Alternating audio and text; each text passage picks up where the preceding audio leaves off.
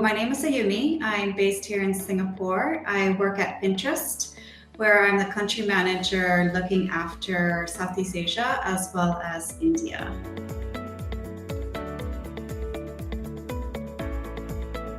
COVID has had a lot of impact on various industries in slightly different ways. I think for us at Pinterest, we actually saw some of the highest engagement rates ever on our platform, which was in fact pretty exciting to see. If you're unfamiliar with the platform, basically Pinterest is a place where people come to find ideas and inspirations to make their everyday lives a little better. Most of our lives turned upside down, where we had to work from home, like the kids were also at home. We couldn't travel, we couldn't go to the gym, we couldn't go out, and we were spending a lot more time at home. And so what we saw was a huge surge in people searching for content. And in fact, we saw 60% year-over-year increase in searches on the platform. And people were looking for, what do you cook for lunch? Like usually you may go out with your colleagues to grab, quick bite to eat, but now you have to cook it. Or you have kids at home, so what are indoor activities that you can do, or fitness routines that you can do at home? And another popular one was things like setting up your home office. So I think in the beginning, everyone was sort of crouched in there. The other trend that we're observing is increase in searches for mental well-being. Added on top of all this is just general anxiety, right? Like the world seems very uncertain.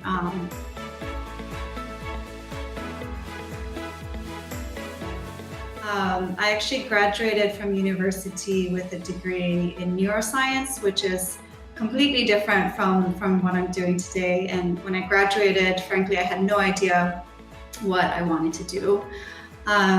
So I think that's just the first point to clarify. And secondly, also, my career also has had a lot of ups and downs. It's not always like a smooth journey, although what you see on the resumes or on the LinkedIns may seem like, it's a very strategically driven, like smooth journey. It was not like that at all. And it's also intertwines with your personal life too, right? Like what decisions you make about, having a family or, moving to different countries. And so a lot of my decisions were also impacted or influenced by what was going on in my personal life as well.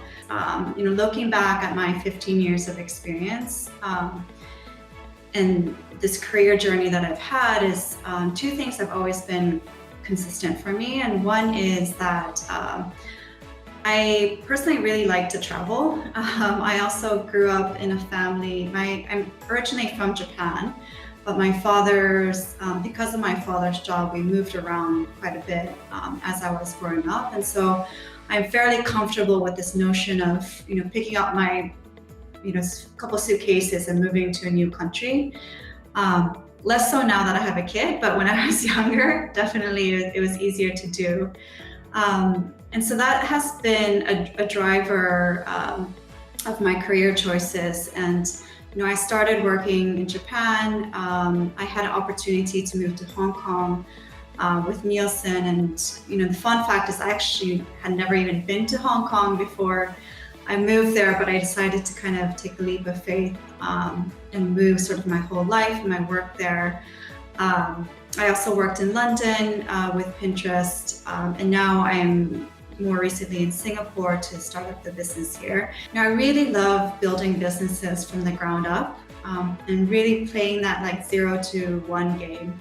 And this isn't something that I knew about myself in the initial years. I think over time, I've realized that actually, hey, this is something that I'm pretty passionate about. I actually joined a small consulting firm that was acquired by Nielsen.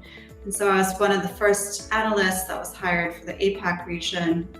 And then I think in my late 20s, I felt like I had kind of two career paths, and who knows, maybe I was wrong, but at the time it felt like I had two options.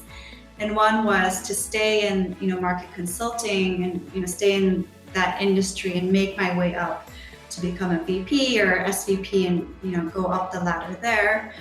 Or if I want to change industries, I felt like now was the time. So I decided, I'm gonna take a chance, do a complete industry change.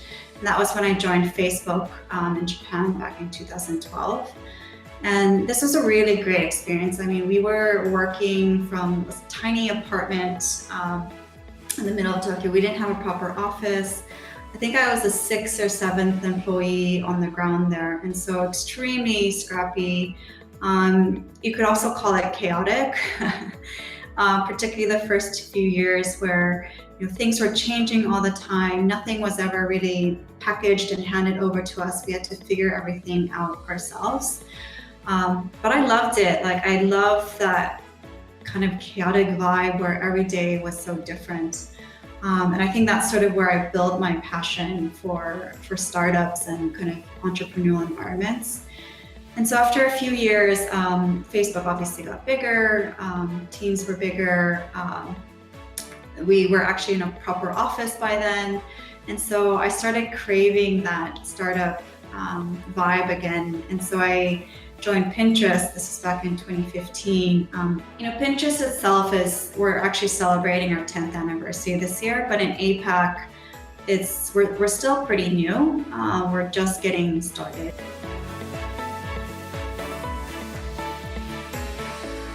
And so what we found is, people come to Pinterest to find like mental well-being tips. So we saw, an increase in searches for things like meditation. We also saw an increase in people looking for gratitude, like how do you, show your thanks and appreciations to people, or even just general positivity. That was like a search trend that we saw on our platform earlier this year. So I think people are craving that kind of, instead of just turning on the news the whole time, which is frankly not very pleasant these days, but kind of seeking this like positive space on the internet to make them feel a little bit better. So that's been an inspiring, I'd say a positive change that the pandemic brought upon us. This whole notion of working from home and working remotely is a big shift in how we operate. And so I do think it's good in a way that it forces us as individuals, but also at a company level, to really think about like what's the best operating model moving forward. We went most likely some kind of like a hybrid model. And so, I think 2021 is probably when we'll see a little bit more of this come to life, when companies start to make decisions on what's the best way to move forward.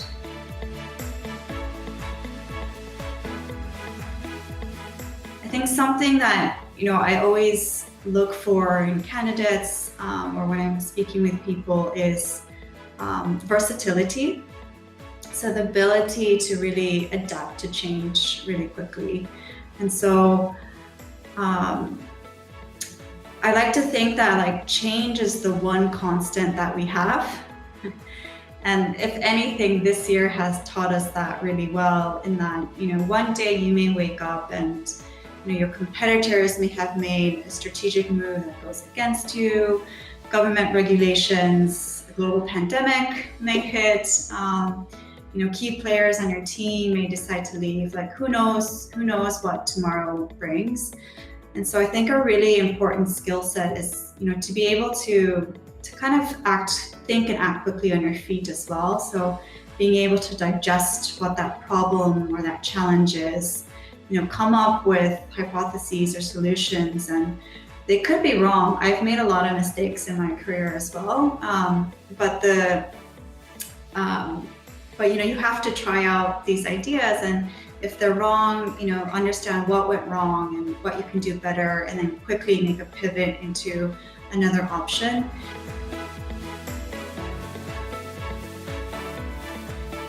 The key learnings for me is this concept of having a growth mindset. To be honest, I think when I started working, I definitely didn't have a growth mindset.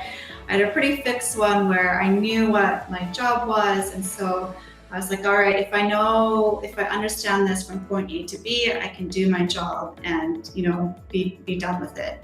But I quickly learned that that doesn't get you very far. And so I think this notion of, always being curious, always trying to learn new things, regardless of what level you are, what seniority you're in, just having that hunger and passion to learn new things. So it could be things like, if you have friends in different industries, like have a chat with them and ask them, what their work is like. And also nowadays, e-learning courses and a lot of, educational content is available online. And this is actually something that I didn't really have access to when I started my career. So I think taking advantage of that as well to just like expand in your horizon a little bit and just know that I think sometimes we can feel like our job consumes us so much and you can kind of spiral down into the very specifics, but I think it's also important to zoom out every now and then, kind of understand how your role fits into the bigger organization or the company and how your company fits into the overall industry, and so forth. And I think the second one is being opportunistic and being positive, I guess. And if anything, I think COVID has taught us this really well, where you can look at the situation and feel like the world is crumbling. All of your projects are getting canceled, or your marketing spend has been cut. To be fair, I think most of us felt that way in the initial months and trying to figure out what to do. But I think what's been really key for individuals and also for businesses is like, how do you make that pivot into an opportunity? Positive, opportunistic mindset will also take you very far, so that you don't get stuck every time that there's a challenge upon you.